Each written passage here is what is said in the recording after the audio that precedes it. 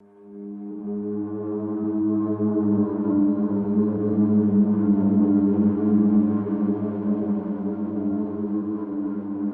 iglesia decide hacerlo, aceptan y designan a dos padres, el que tú ya mencionaste, Ernest. exactamente, y otro padre, y ellos son los encargados de realizar el primer exorcismo a Annalise. Im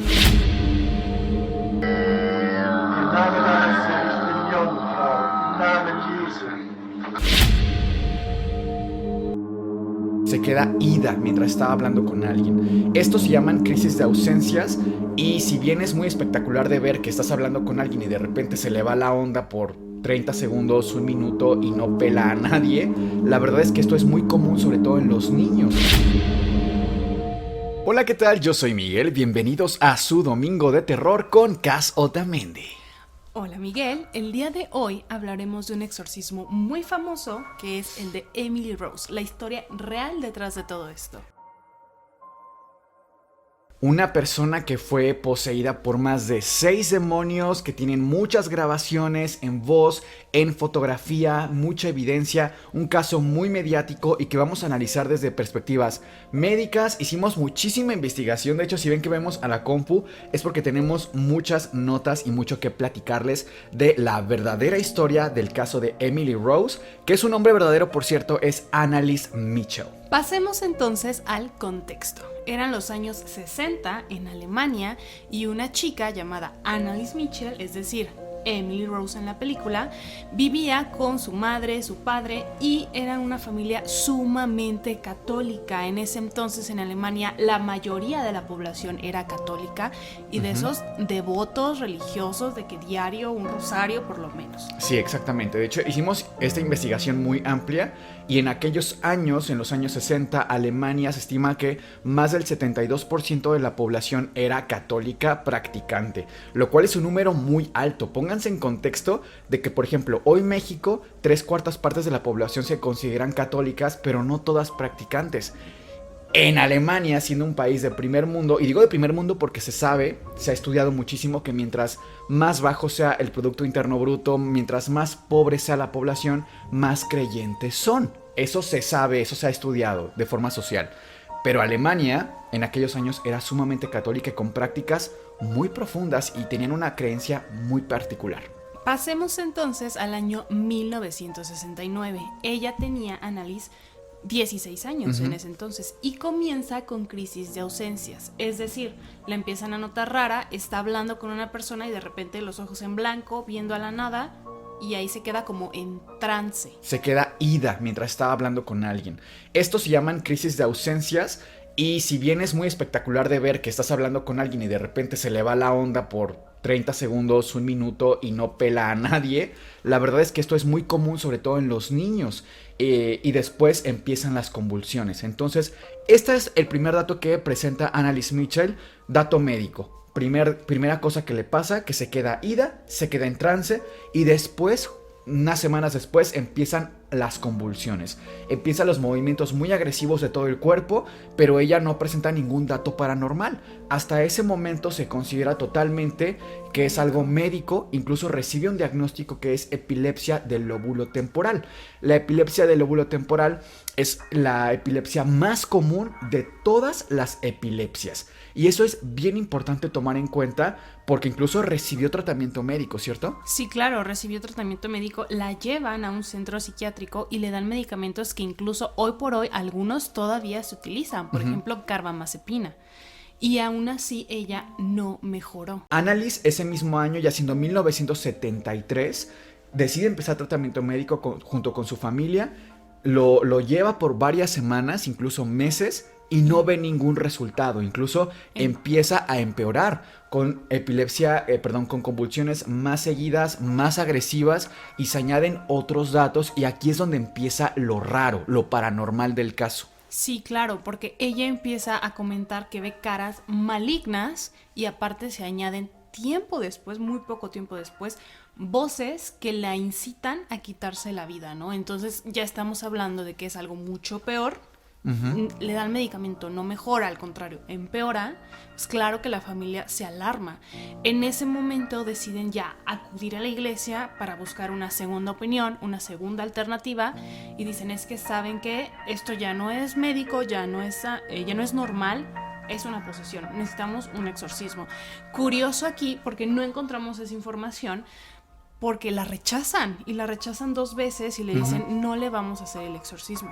¿Por qué la rechazarían? ¿Quién sabe? Quizás no cumplió con ciertos requisitos. Insisto, buscamos esa información, pero no la encontramos. Una vez que la iglesia la rechaza en 2 ocasiones de su parroquia cercana, digamos, que en esa parroquia, si no me equivoco, estaba a cargo el padre Ernest Alt, que era, digamos, el encargado de toda esa región, que recuerden que las parroquias se van encargando por regiones, ¿no? Geográficas. En ese momento estaba este padre, y la rechazan 2 veces. Es cuando Annalise y la familia, si bien ya había un contexto ampliamente católico para ellos en su práctica cotidiana de rezar todos los días, incluso por ahí encontré que la familia iba a misa 2 veces por semana, rezaban todos los días y tenían, paréntesis, prácticas muy peculiares que les vamos a decir al final del video. Después ella cae en una depresión. Es cuando toda la familia dice, insisto, como decía acá también, esto ya no es algo médico, y le dan un trasfondo tan profundo a que es algo paranormal que Annalise decide abandonar el tratamiento médico.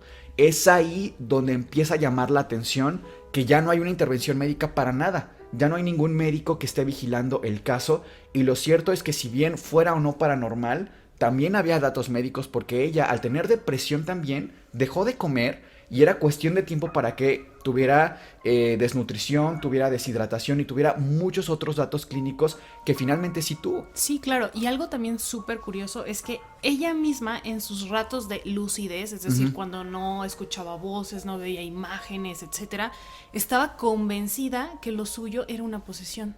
O sea, ella también estaba convencida de sí misma que estaba poseída, ¿no? Sí, o sea, contexto, hasta este momento Annalise estaba convulsionando, escuchaba voces que le decían, quítate la vida, hazte daño, y además todos estos datos de ver caras malignas ya empeoraban cuando ella rezaba. Entonces, siendo una familia tan católica, pues al tener estos datos rezaban más, ella veía más esto, era de alguna forma un círculo vicioso muy desgastante para la familia, ¿no? La familia, al verla ya en condiciones tan deplorables, siguen insistiendo en que por favor le hagan un exorcismo. La iglesia decide hacerlo, aceptan y designan a 2 padres, el que tú ya mencionaste, Ernest. exactamente, y otro padre, y ellos son los encargados de realizar el primer exorcismo a Annalise. Que ahí yo tengo una teoría. Al final les vamos a mostrar grabaciones reales de la voz de Annalise, pero mi teoría aquí es que los papás llevaron una grabación a la iglesia. O sea, realmente sí es muy impactante de escuchar. De hecho, sugerimos discreción al final de este video, pero mi teoría es que el papá o la mamá de Annalise grabaron la voz y dijeron, esto está pasando en mi casa, mira cómo está mi hija. Y fueron cuando hubo un cagadón de parte de los padres, la verdad, porque sí es muy impactante.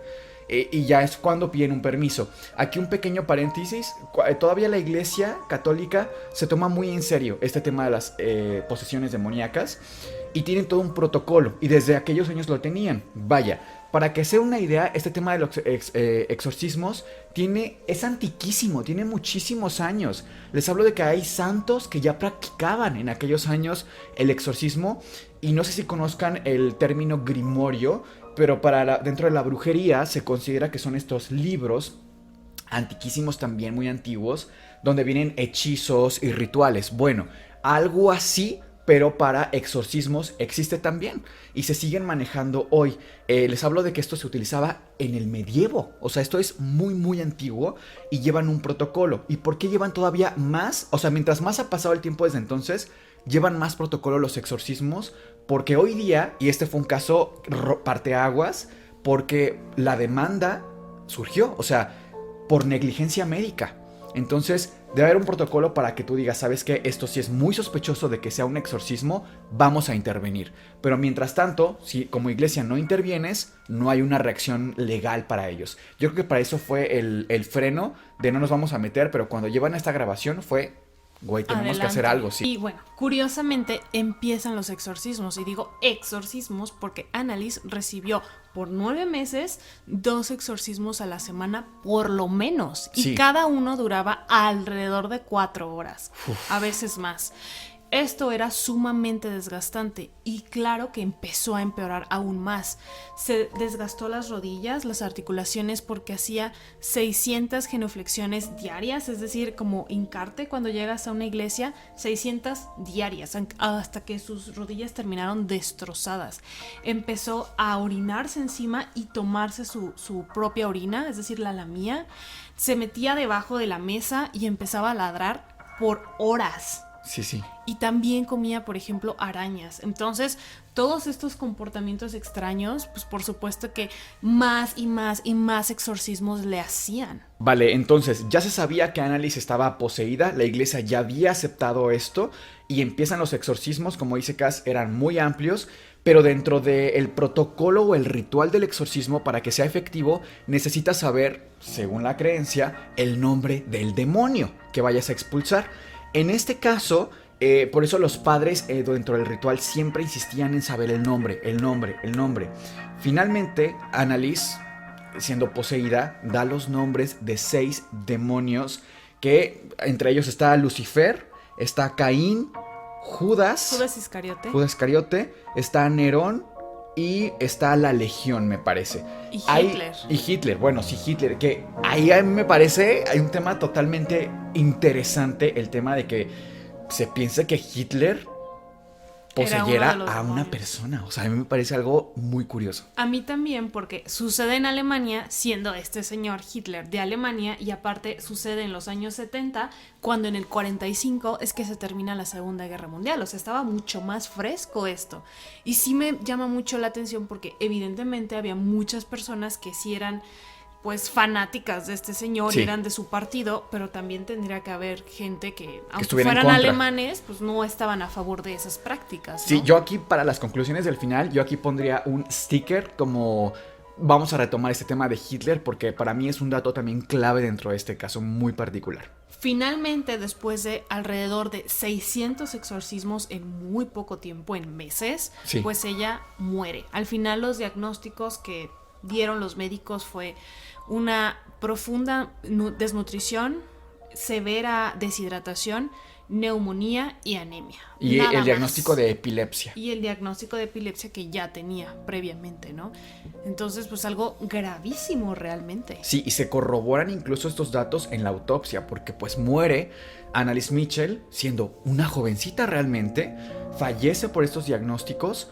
Y se hace la autopsia y se corrobora pues obviamente la deshidratación que mantiene, la desnutrición gravísima que tenía ella, y sus últimas palabras fueron: tengo miedo. Que le dice a su mamá, o sea, ella muere en su cama, su mamá al lado, y le dice: mamá, tengo miedo. Y fallece. Y fallece, ¿no? Se me hace brutal. Incluso, vamos, puedes buscar imágenes y ella está cadavérica. Sí, o sea, es verdad, impactante verla. Sí, es impactante verla. Tiene heridas en los labios, unas ojeras brutales. Parece una anciana que pasó años encerrada, es una historia de terror. Y no una jovencita de su edad. Es de verdad muy triste el caso de por sí. Aparte de lo paranormal y demás, es que es muy triste. Esto fue toda la información en general del caso, pero también hicimos algunas investigaciones extra y traemos esta información. Algo muy peculiar que yo encontré, Miguel, fue que su mamá de ella, de Annalise, que imagínate, esto fue en los 70s, a lo mejor fue como en los 40s, ella tuvo un bebé, pero era soltera, no se había casado, entonces... Pecadísimo en esa época. Pecadísimo, claro. Sí, hoy por hoy todavía se les juzga ser mamá soltera, imagínate en aquellos años. Claro. Tiene al bebé, tiempo después el bebé muere, ella se encuentra con su esposo muchos años después, o sea, se casa con un hombre. Con el papá de Annalise. Exactamente. Y su familia de la señora le dice: ok, ¿te quieres casar? Bueno, tienes que hacerlo con un velo negro porque tú eres impura. Así de fuerte, ¿no? Entonces, ella siempre se sintió con pues... esa culpa, ese pecado, esta parte. Entonces, siempre le inculcó mucho a Annalise esta parte religiosa de tienes que ser pura y tienes que rezar y demás, ¿sabes? Totalmente, sí. Ese para mí es también un dato clave porque nos habla de las prácticas tan profundamente religiosas de la familia. Y es que aquí si ponen atención, casi todos estos casos de posesión ocurren en personas muy religiosas. O sea, es curioso cómo mientras más cerca estés de Dios, también estás más cerca de Satanás. En ese sentido es muy peculiar para mí. Justo también encontramos que una de las prácticas que hacía Annalise antes de que esto ocurriera, siendo prácticamente una niña, es acostarse en el piso como una especie de castigo al mismo tiempo, penitencia, para que los drogadictos de la región o de la ciudad o del país o del mundo pudieran limpiarse de pecado. Y para mí eso es muy interesante porque es un pequeño esbozo de la creencia religiosa de la familia, pero además no sabemos hasta dónde más llegó. O sea, para mí esto me recuerda un poco a la práctica que tienen de pronto de pegarse latigazos en la espalda. En Semana Santa. En Semana Santa por los pecados del mundo, dices tú. No tiene ningún sentido, pero además el tú hacerte daño, esa creencia viene desde una abnegación y una profunda creencia religiosa. Sí, claro, entonces todavía esto a mí por lo menos me impacta mucho más, ¿no? Porque ser una persona todo el día rezando o por lo menos diario haciendo esta clase de prácticas, de repente, casi de un día para otro, le mostrabas un crucifijo y se ponían mal, ¿no? Claro. O sea, completamente a la negativa. Me parece brutal. Vale, y el último dato que para mí también es interesante es que hoy día, como decíamos, la Iglesia Católica se sigue tomando muy, muy en serio el tema de las posesiones demoníacas. Hay una asociación internacional de exorcistas que esto es oficial, esto viene desde el Vaticano. Para que se den una idea, más de 500,000 personas al año, nada más directamente en Roma, solicitan un exorcismo y se les dice sí. Esos son datos enormes para mí, que hoy en 2022 con avances en la ciencia, que pensaríamos que, ay, no, esto es de la zona, de la región medieval, de la época medieval. No, la gente sigue creyendo en esto y me parece que entiendo un poquito el contexto. Vaya, es más fácil decir, es el diablo, que decir tiene esclerosis del hipocampo y eso ocasiona un cambio glial en el lóbulo temporal y por lo tanto un foco epileptógeno. O sea, sí entiendo que en el grueso de la población pensar un poquito más del lado de la ciencia es complejo. Es complejo y donde más hay una creencia religiosa tan profunda, evidentemente lo es aún más. ¿Cuáles son tus teorías, tus conclusiones? ¿Qué pasó acá? Yo siento que hubo una combinación de ambas. Ok. Siento que sí, definitivamente sí tenía una epilepsia, pero que desafortunadamente no había la medicación actual o las dosis actuales, porque hay medicamentos como la carbamazepina que hasta la fecha se sigue usando, pero sí encontramos otros medicamentos que ni siquiera habíamos escuchado de ellos, ¿no? Sí. Siento que sí, por eso no hubo una mejoría, pero a lo mejor sí tuvo una posesión en determinado momento. Porque sí hay cosas que para mí no tienen lógica. Bueno, ahora les vamos a poner aquí no nada más imágenes de Annalise, de cómo estaba, en qué condiciones estaba, de verdad muy deplorables, sino además vamos a escuchar la voz, el cambio de voz. Primero les vamos a poner la voz de Annalise normal, como ella hablaba en su día a día, y escuchen el cambio tan impresionante de voz que ella tiene cuando está poseída.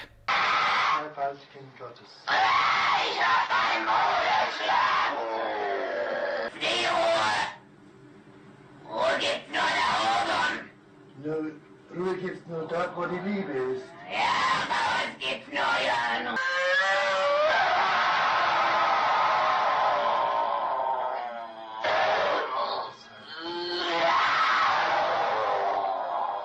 Die müssen in eigenen Seminaren ausgebildet werden, die dürfen nicht auf die anderen Universitäten. Kapiert? Im Namen deines Sohnes, ich bin Jungfrau, im Namen Jesu. Ihr Klötze. Nein, ihr Klötze. Por ejemplo, la parte que a mí me hace pensar que quizás sí fue una parte demoníaca, digamos, es lo de las voces, porque sí en efecto son 6 distintas y hablaba de ese estilo con esa voz por horas. O sea, sí, para claro. hacer eso, no sé, no, eso sí no le encuentro a la parte médica, no le encuentro a la parte lógica.